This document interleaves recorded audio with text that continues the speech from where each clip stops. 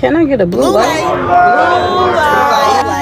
Blue light. Blue light. Man, another night of blue light specials, and man, this next guest I have for y'all, man, y'all seen the piece, but we about to dive into it. So let's not even give no more to it. We gonna get right into it. I want y'all to give a great welcome to Milan Rose. What's up? Hey, How about you? No problem. Thank you for being here and giving us your art, man. Oh, thank you. That means so much to me. Genuinely, like I was crying tears when you inboxed me. That meant so much to me. Man, that's love. I'm not gonna do. I'm not gonna do too much on here.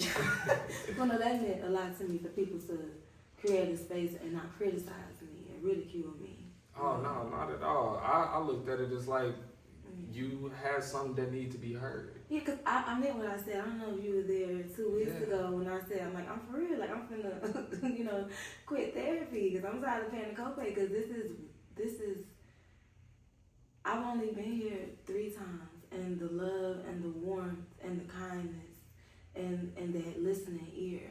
Like people are really listening to understand and to feel and to empathize with you. Mm-hmm. And that's a rare thing. So I can't thank y'all enough for real. And in case y'all don't know where she says she's been 3 times, that's PenFlow. Every Wednesday, 7 p.m. to 11:30, we're going to dive a little more into PenFlow. If you don't know, now you do. But yeah, I got to dive right into this piece. Okay. So, because I felt like you spoke on something that a lot of women in our culture may experience and deal with, but may not know how. And you seem to, be bold about your expression with it, but also you said something that I feel needed to be heard. So how was that, like, as far as the inspiration of that? I know you brought the letter and you had the letter. Yeah. So did the letter like kick you off? Did it start with that? Yeah, and this is for real, like happening to me in real time. I had a rough week with my baby the week before, and I had taken her to Granny's house because I'm going to PenFlow this evening. And when I go to take them, I'm walking up the stairs, and it was sticking. The letter was sticking out the mailbox. And he had informed me, that he was going to be sending the letter to have an open heart and an open mind. I said no, but it was sticking out, and I read it, and I had mixed emotions because this is still somebody who I loved and I love. Now, of course, I love you because I love your children. And just like they are all of me, they are all of him. Mm-hmm. And the most beautiful parts of him. I got some beautiful kids. By the grace of God, He will take your mistakes, right, and turn it into the most beautiful bouquet of flowers you've ever seen. And so it's just a continual gift and blessing. But I went through, being angry to feeling like maybe you're trying to play with me, because I also worked in the Department of Corrections with my babies. Shout out A-Wing, D-Wing, C-Wing, B-Wing. My babies, I love every moment of that job, but I know my babies. And them kids used to have, I'm telling y'all business. I'm focused for this. They used to have composition books, about 45 different girls and their names, and they used to sell each other's information. So one be talking to Veronica one day and the other one. So I know what's going on. And like I said, bitches and bitchettes, phone them and the rest, they're gone. You know what I mean? And it's sad and it's painful. You know what I'm saying? Christina! Christina! And so now, of course, it's easy to find an apology when your back is against the wall and you need me. And you feel like you by yourself. And what you have to understand is for those who are gonna, whoever said, I'm on the man's side, whatever, you have to understand, I'm on his side too, because I'm on the side of his children. His children have ate every day. Like I said, my kids were in Jamaica for 3 weeks this summer. We had a ball. They got to go to my old university and meet friends that I haven't seen in 10, 15 years. You know what I'm saying? By the grace of God, that's the type of life that your children are living. I owe you nothing, and I meant that. But I'm giving you everything. It is very hard to parent.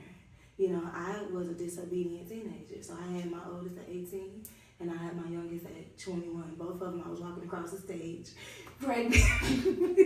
But I did that and did it well. And did it well. And I think that's one of the most painful things he ever did was miss my college graduation. I had worked hard for that bachelor's degree. So how long, if you don't mind me asking, like, how is he still incarcerated? And if so, like, how long has he been incarcerated? Yeah, he's still incarcerated.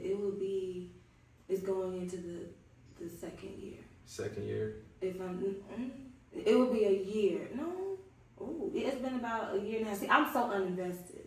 You have to understand, I was not involved. You know what I'm saying? Yeah. I'm out here living my life and raising and exposing my kids to the best. I cannot. You know what I'm saying? And I guess my issue is, people feel like you have to keep making the same mistake over and over and over again. For the sake of my children. And that's the thing, as women, as human beings in general, we're damned if we do, damned if we don't. Because people are consistent and they are loyal to their narrative about you. You have to understand, and that's why at 30 years of age, I've just decided to be me. Because people are loyal to not getting to know you, whatever narrative they need to fit whatever the fuck they got going on at their time. You know what I'm saying? So he is still incarcerated. He took his time, and so essentially he'll be doing 10 years at 50%. But niggas know how to behave when they in jail because he's not a fool. He has a lot of sense. Obviously, he was dealing with me. There was something. You know what I'm saying? Mm-hmm. That attracted me to this. So he knows how to behave accordingly when he wants to. So of course he's stellar in there. I needed you to do that out here. Why did it take all of that? So so he, I don't know, maybe, again, I don't do the jail mathematics. I am uninvested.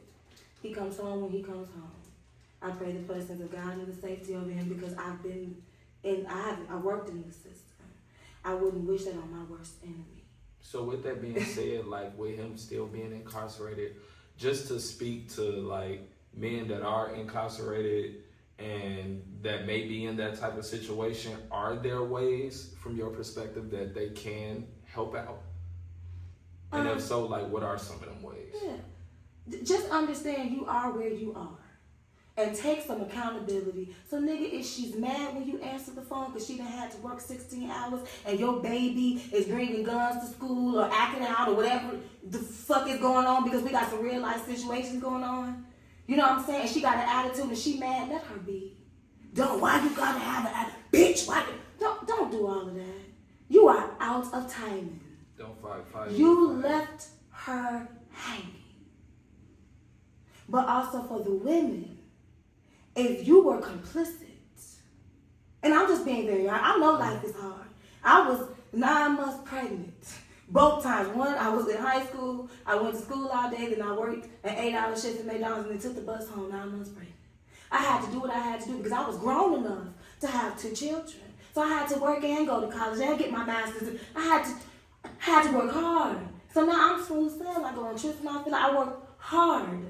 You know what I'm saying? But you can't just make these big girl decisions and not want to put on the big girl panty. You understand what I'm saying? And I used all of that public aid, and God was good. He allowed me to sit on the opposite side of the table to help other young girls like me who was in the same situation. They could do better than I had, because I had the roadmap for them. Hey, you do A, B, and C. I had to kind of figure things out, but I had the support of a beautiful family.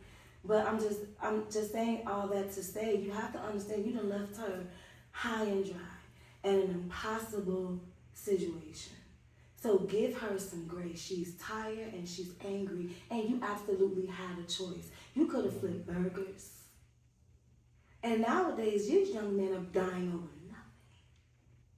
I have lost so many babies over nothing. And it won't stop. And it won't stop. And now the thing is, as a grown woman, I was 18 and 21, I was an idiot. But now as a grown woman, but we gotta call attention, because if you're not honest and authentically honest, you'll keep making the same mistakes. This ain't about him, this is about me. What was it about Milan Rose that tolerated or was attracted? You can't just talk about people and not tell your piece. You have to take accountability.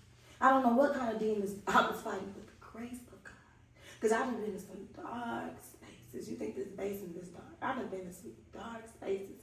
And God is so good.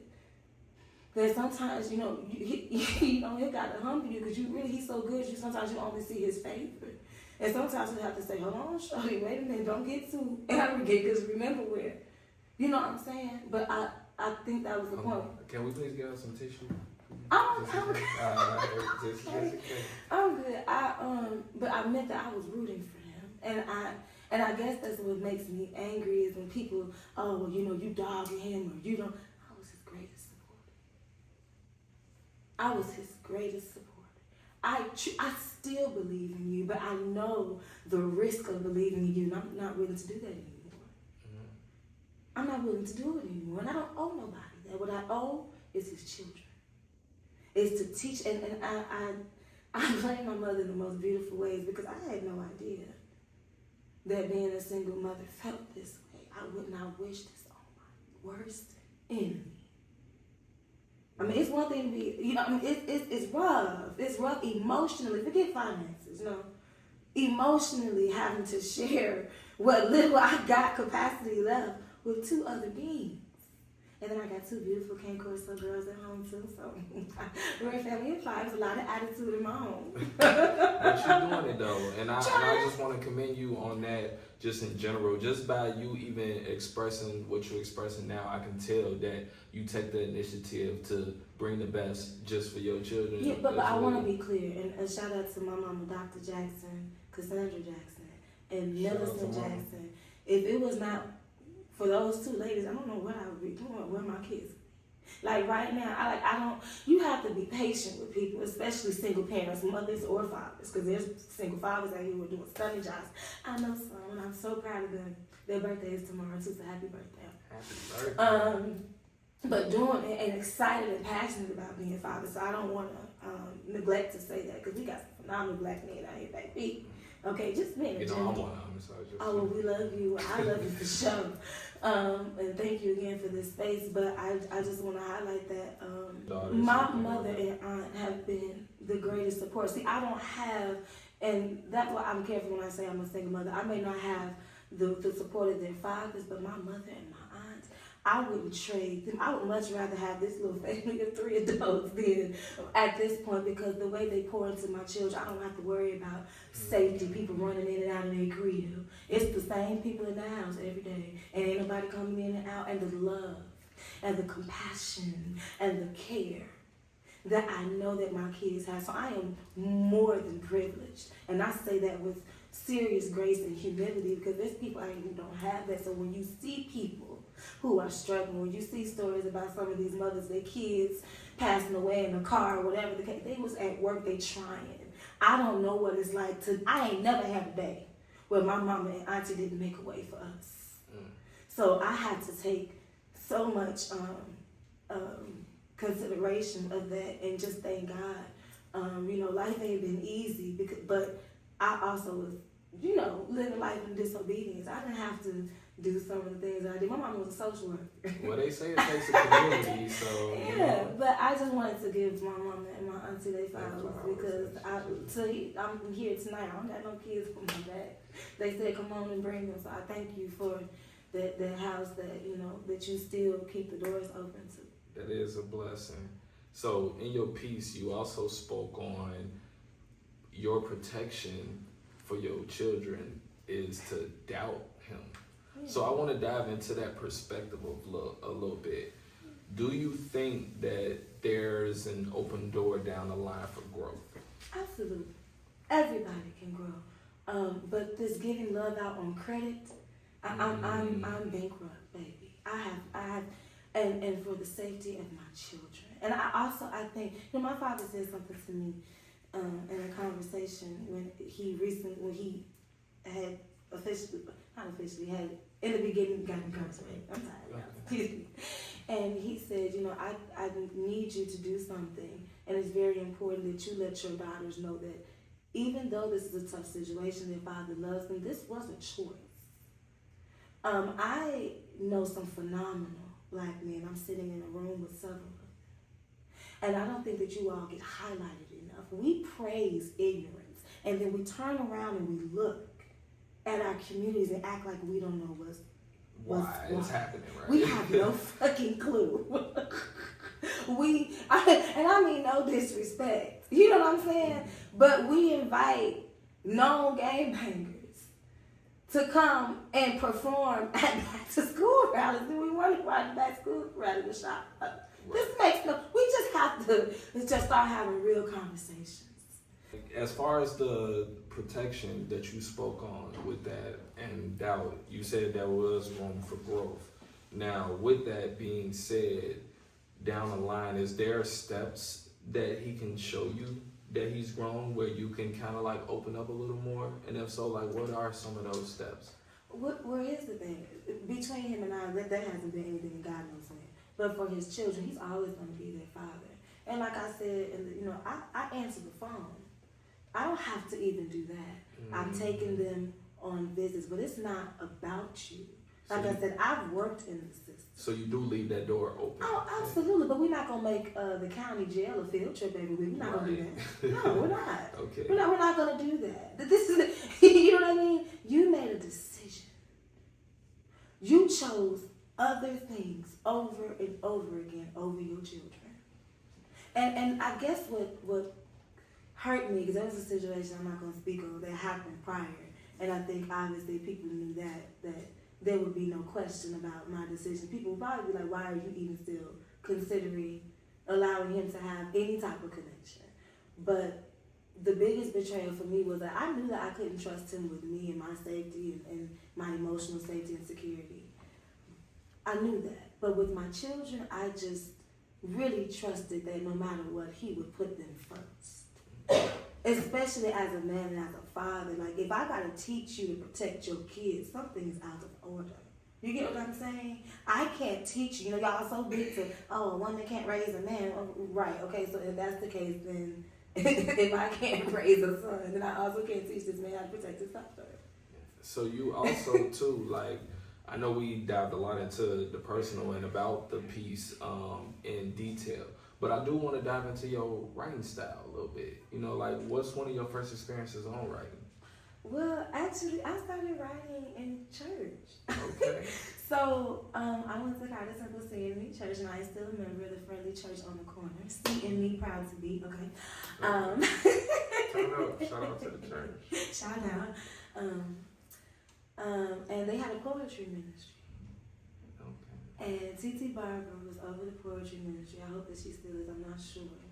And she really pushed me and motivated me. And I used to love to see her go up there on Sunday mornings and share her pieces. And she was always just authentically herself. And she was funny as all get out. And just was able to worship God in such a different way. It wasn't the basic, what you're used to, singing a song or saying a prayer.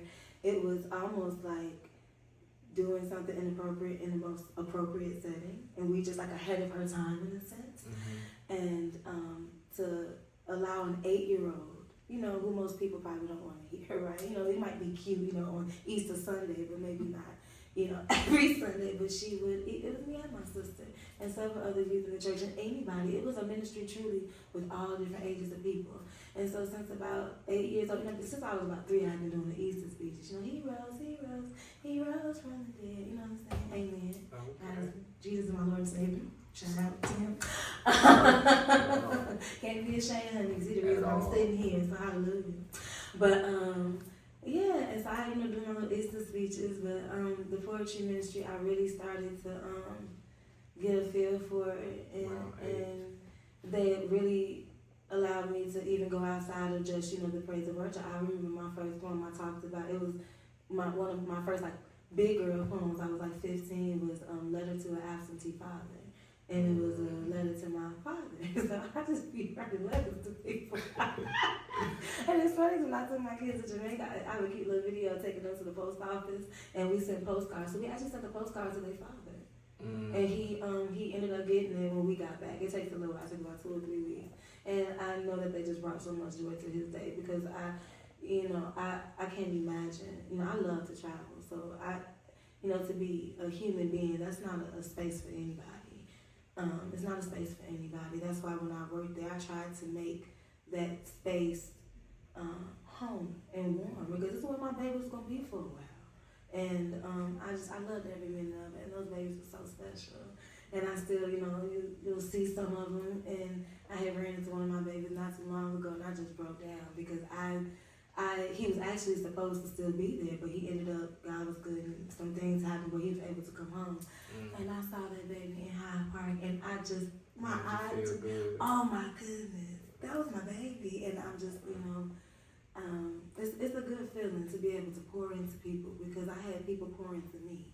You know what I mean? Like, I wasn't, like, I look at pictures of myself and I'm really unrecognizable. Like, I don't look nothing like where I've been, so I'm really grateful. Because it's been hard, and God has been good, and He is still moving, and I'm just really grateful to PenFlow, because, I had just came from my homie Courtney. That's my girl. Oh my goodness, talk about pouring into people. That's the girl, and she's been there for me through and through. But I just came here, for her birthday, and I didn't expect, people to listen and truly respond to me in love in the way that they did, and the care and the kindness that they did, and that meant more to me than anything. So I know you've in been my life right now. to PenFlow like a few times. Yeah. At PenFlow, like, the blue light is when somebody resonates with what you say so hard. I feel like they want to hear it again because they either experienced it, they felt it, they know somebody who experienced it, or they just relate to you in a certain way. But that's what PenFlow means to, or blue light mean to PenFlow. What does blue light mean to you? Well, that's a very good question. I literally, you gotta understand, so I appreciate this space so much, because I'm literally not performing. I'm literally talking to y'all. Like, y'all become my homies. For real. Like, y'all become my family. And I don't know y'all from a can of paint, but when I'm in this room, it's like I'm talking to my sisters and my brothers about some shit that's gonna happen today, because every single poem has been triggered from something that's happening today. I'm just talking, and it's funny because my homegirl inboxed me like, "Oh, you just be in there talking like you normally do it." I'm gonna show you this. I'm gonna show it to you exactly what she said. Like, literally, this is just me talking to y'all. So I literally just allow myself to feel and be open. Like, y'all allow me to cuss in here, and you gotta understand, and I ain't gonna let them fly, because I get that from my mom and my daddy. They used to cuss like sailors. You know what I'm saying? So I'm just able to just feel how I'm feeling, and ain't nobody here to criticize you. And that was such a beautiful, please understand, I had no idea Mr. Fred Hampton Jr. himself was in this room. I was so embarrassed, and I felt so bad because I know what he experienced, through being a political prisoner, and I didn't want him to take what I was saying as like me having no empathy for him, because in a way I do, because he's a human being. But we're not gonna, ignore. This wasn't just some happenstance. This was a snowball effect of bad decision after bad decision. But this wasn't just on some random pickup, some innocent black man. You know what I'm saying? So there's a different conversation. He was fighting for us to be able to sit here. You see what I'm saying? That's a different conversation. So I was just praying that he wasn't offended. So when Unc got up there and said that he heard me, oh my God, like I had to step out, man. Because I really felt like I had offended my elder. I was like, wait, like the Fred Hampton Jr., oh my goodness, so thank you so much for acknowledging me. He saw it just like I think. And for him to also, whether he meant it that way or not, I'm going to take it that way, because I didn't have men in my life to stand up for me. And I truly felt like he did that for me, because, people will try to attack you. I don't feel attacked, because can't nobody make me feel no type of way. I get up every morning and reminded that I got to do this by myself. I don't have nobody to pick the kids up and do this so I can get them up. Listen, you know what I'm saying? Like, hey, I get it. Like, I don't need nobody to remind me of that, but I felt like he stood up for me in the most elegant of ways without putting harm to another person, but in love. You know what I'm saying? Checking or correcting what needed to be checked and corrected. That meant so much to me, because I ain't gonna hold you. The person I am, I don't always feel safe with men at all. And I feel so safe in this space. Well, I want to tell you right there that PenFlow is built off, family, community, being safe. So you always safe here. No, you don't have to tell me that, bro. Like, I feel that, and I ain't felt that type of safety in God knows when. And so to be here with people who I know genuinely don't know me, but just care about my humanity, that matters. And I want y'all to know I feel the same way about y'all. Well, it's y'all safe with me. You know what I'm saying? I'm truly, and more than speaking, I love hearing people. I love hearing, and just the confidence and the elegance and the raw Like, I mean, you letting me in your business, and that means a lot to me. You know what I'm saying? That takes a lot of vulnerability. I don't think what vulnerable. Did I say that right? But yes. It takes, y'all know what I'm saying? You being vulnerable, and I appreciate when people are like that in my space. I respect. That's right. That. It's our space at this point. Yeah, I'm an Aries. Sometimes we be a little territorial. Shit, I'm not an extension. Well, I want to thank you for letting me dive into your, personal life a little bit, and speaking on your writing style and your element, because I'm pretty sure it's a lot of people that's gonna listen to this tonight and needed to hear. Because I think conversations like this is healthy in our community, and we don't have them enough. So please tell everybody where they can hear more of you at, see more of what they heard tonight, you know what I mean? That they want to follow you on social media and follow behind what you say and just your growth and your journey. Okay. Yeah, that's no problem. Hello. So my Instagram is Milan Roseblog, MILAN ROSEBLOG. Please hold me accountable because I haven't really thought to really post my poetry. But if you guys are interested, I will, because as of right now, you probably just going to see me play with my cane corsos, traveling, playing with my kids. But I'm going to do my best. I'm going to hold myself accountable and actually start posting some of our conversations that we be having on Wednesday nights. That's it. For sure. Well, like I say, man, I thank you for letting us dive in a little bit. For sure, man. And we always say this is a new home for you, and I'm happy to have you in it. Thank you. All right. In Ghana, they say Akwaba. Welcome. Akwaba? Akwaba. All right, I'm gonna work on that, but I'm gonna get it right and say it fluently. Akwaba. Yeah, one time, yeah. So, man, it's been a pleasure. Thank y'all for sharing this night with us. Another Blue Light special, and we out of here.